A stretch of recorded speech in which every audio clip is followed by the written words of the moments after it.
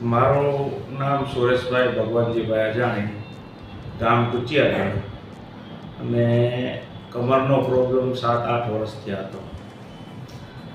ઘણી જગ્યાએ બતાવ્યું પણ એનું પરફેક્ટ નિદાન મળ્યું નહીં.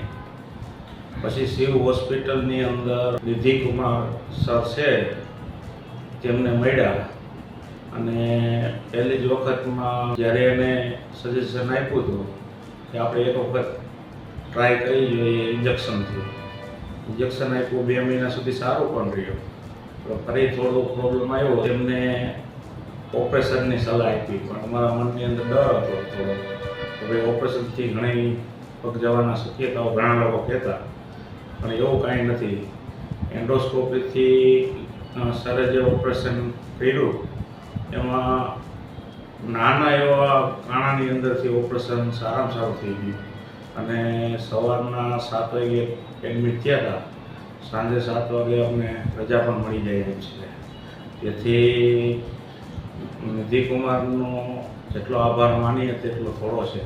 આના માટેની પીડા 8 વર્ષ સુધી સહન કરી.